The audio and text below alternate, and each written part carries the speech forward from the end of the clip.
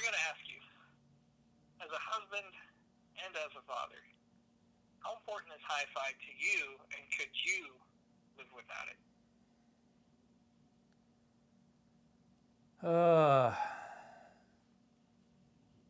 No, I couldn't. But I like the way that you frame this question, because quite frankly, hi-fi for me it's taking time away from my family. So that's not easy. That's the hard part about it. I think if I was to walk away from like buying stuff from manufacturers and playing that game, maybe I would be able to leave that for doing it yourself. Maybe that would be my escape route, but at this time I don't know if I could, because it's been such a consistent part of my life. I'm not there yet. I'm not at the point of being jaded or anything like that. So it's tough. Quite frankly, there's been a lot of difficult, challenging conversations in my marriage because of it, because I spend so much time in one way or another in hi-fi, and that's not easy on a marriage. Imagine not. And that leads me to the next question. When you created New Record Day, was it always your intention to develop a brand? No, it wasn't at first.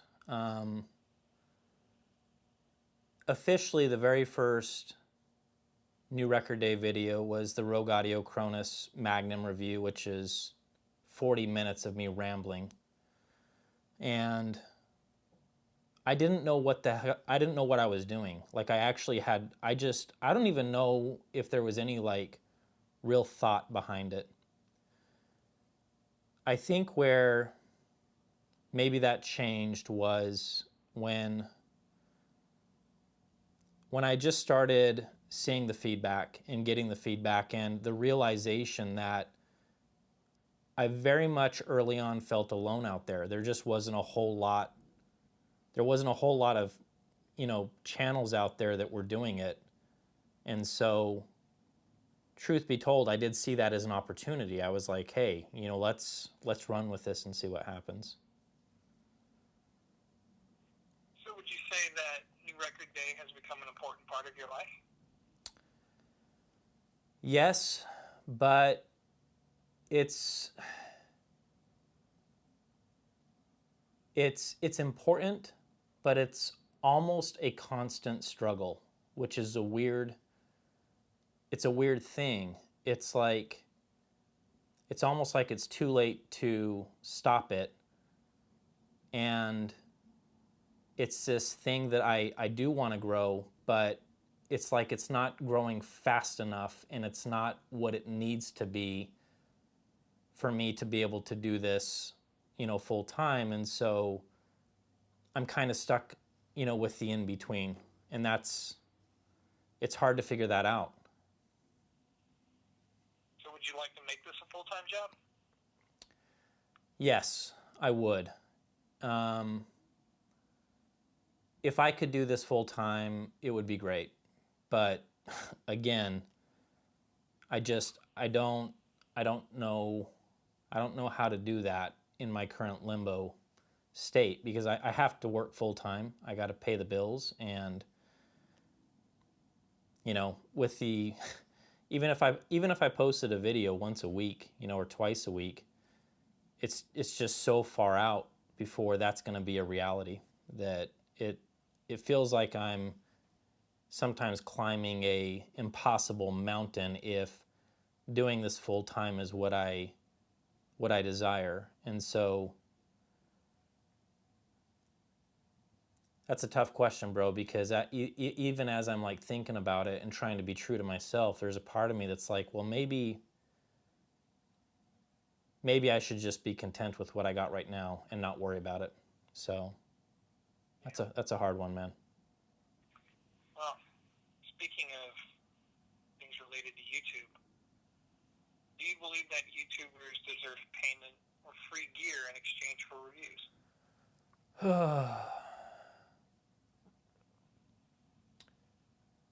So,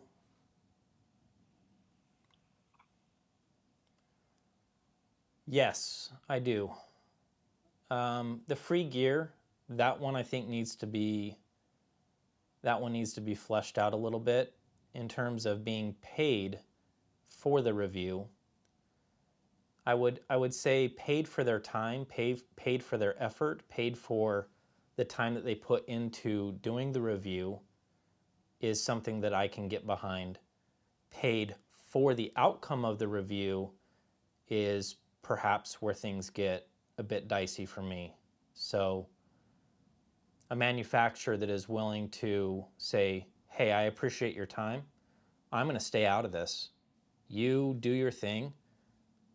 I'm going to give you, whatever that number is, because I appreciate the work that you're doing. Go for it. And if you don't land on a super positive, glorious page, that's okay, because I still appreciate the fact that you took the time to do this. I wish it operated like that all the time, but as you know, it doesn't. But under that circumstance, I'm cool with that. With free products, look, if I do a review of a product that I genuinely love, and at the end of that review, it goes back to the manufacturer, and I continue progressing as a reviewer, well, as you know, the conversations in YouTube they're organic. They're still happening. And so I still have people commenting on videos that are ancient history, asking me, how does this pair up with that? Or how does this work with that? I don't have any of that gear anymore. And so I'm not saying that that all gear should be free. I wish that manufacturers would consider long-term loans when it makes sense for the reviewer, saying, hey, listen, keep these monoblocks, keep these speakers as long as you need them. As soon as they get in the way, let us know. We'll get you a call tag. And I wish that that's how it always worked, but it doesn't. Sure. Do you feel the same way about people who write for publications? I guess I haven't put much thought into it, and I'll be honest in saying that I've kind of put my nose up to writing, and I don't know why. I think it's just because I've never done it. I've never been in those shoes, so I don't know what all goes into writing a review. I know you have, and I know that you've kind of come to the defense of it a few times, and it's made me stop and pause and think, maybe it's not sitting around, dinking around with gear for a few months and then the night of writing a couple pages and you're done. Maybe it's more than that. So yeah. I think honestly, bro, and I'm just being sincere, I think because you've defended it a few times through our friendship, it would cause me to say, well, yes, then I would think that the same applies to them as well. Gotcha. It's going to be a very big question. Pineapples on pizza, yes or no? Pineapples on pizza, for me, without question or any hesitation, is a yes. There you go. That solves the debate. What's the sound of that? Oh, that's all the subscribers leaving my channel right now. Subscribe. All right. So when it comes to your own personal stereo system, what kind of sound are you searching for? Man, it changes, right? I mean, it changes. That's the thing. And I'm starting to realize this. The more that I do this, the more that I'm let me say it like this. I don't believe in the B word when it comes to hi-fi, which is best. I don't believe in it anymore. I think it's a load of crap.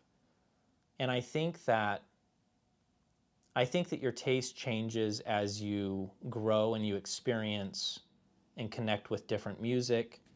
You go through phases. And so there's been times in my journey where I've liked horns. There's been time in my journey where I like, you know, open baffle speakers. You know, it's almost like it's always evolving and changing for me. Right now I am on a open baffle kick. And so I think if there is a sound that I'm looking for, it would be getting the closest that I possibly can to no speakers in the room. You don't know where they're at, and you just have a live performance. That's it.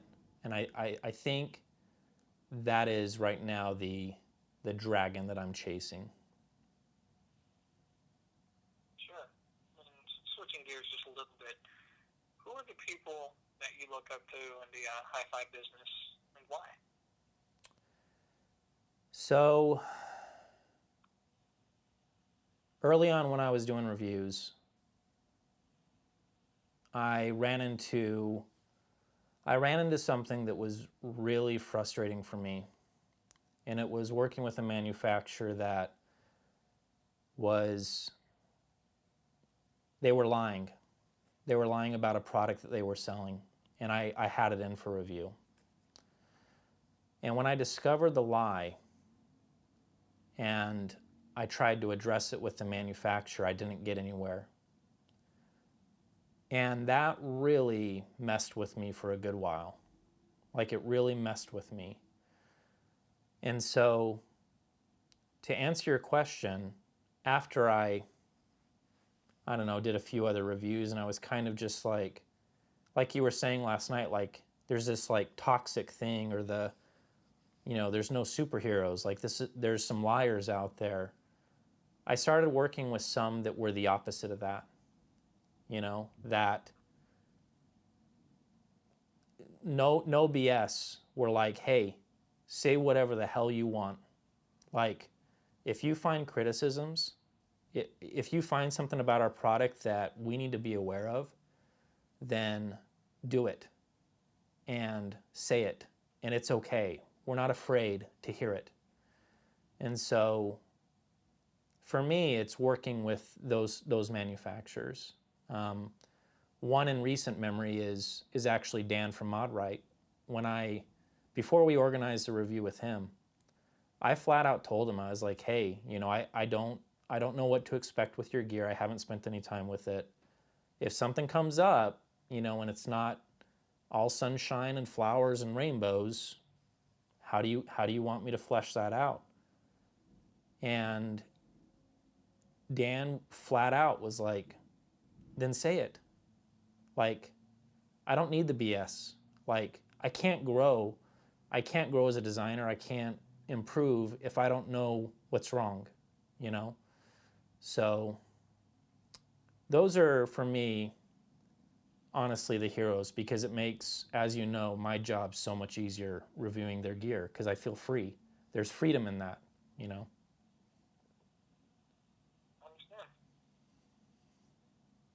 So, if you could only live with, say, 3 albums for a month, it's the only music you can listen to, which would you choose? I would choose Pink Floyd The Wall. I would choose Pearl Jam No Code. And I would choose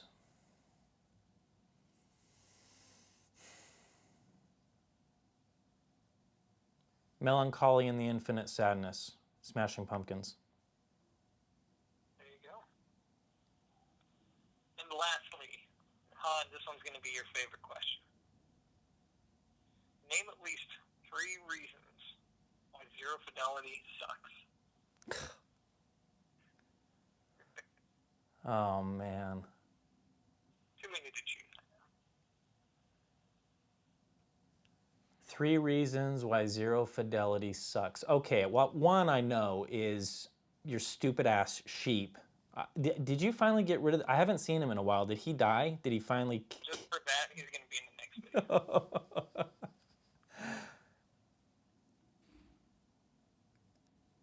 I think that, oh man.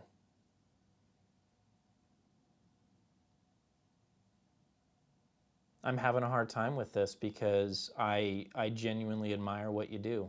So let me say this, bro. I wish I was your camera guy. Honestly, I wish I was your camera and sound guy. That would be, if we lived next door, it would be my privilege to get in there and do my thing and to see what happens then. Your production has definitely gotten better over the years.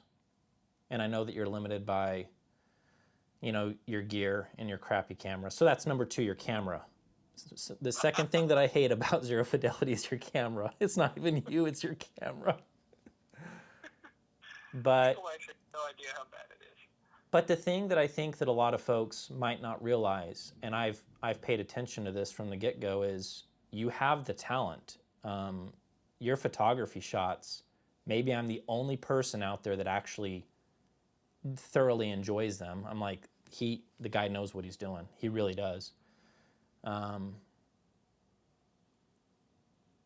would say the third thing that I hate about Zero Fidelity is that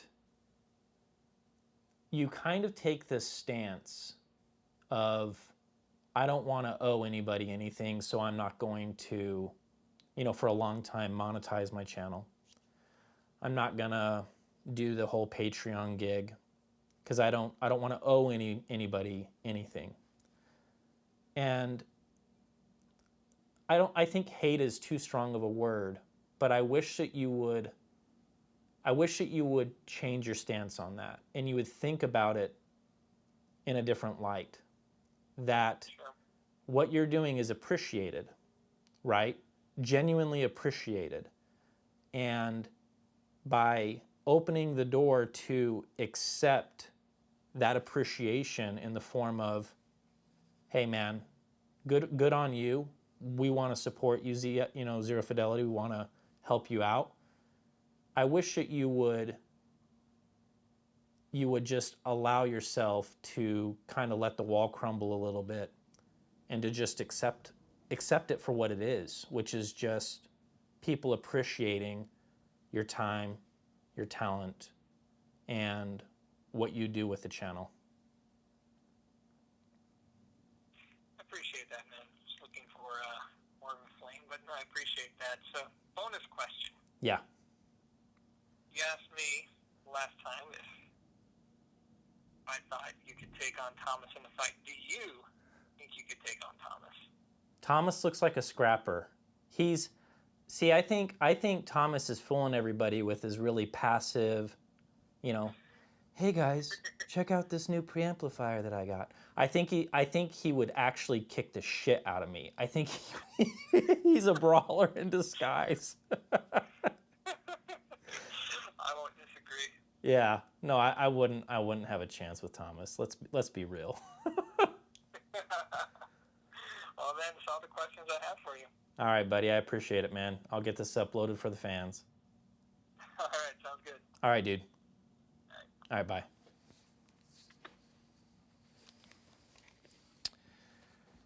I'm sorry that you couldn't hear my questions with Sean's video. It's not because I wasn't trying or anything like that. I have this, little lav mic right here, and I'm using an 85mm lens, so the camera is really far away. So, in my interview with Sean, I was, basically sitting over here, and the mic it's not gonna pick up, the voice from that distance. And so I'm really sorry about that. I feel bad about it, but there was honestly nothing I could do. But yeah, if you're wondering where the hell I am right now, like what is this? My flight was canceled, and so I've been stuck in this hotel, and I'm stuck here until tomorrow, Tuesday, and then I get to go home and I get to be with my girls, and I am really looking forward to that. So I hope you guys enjoyed the show coverage. I had a great time, and it was a privilege being able to meet Sean for the first time in person, to meet Steve Guttenberg in person. It made me realize something that I just can't shake.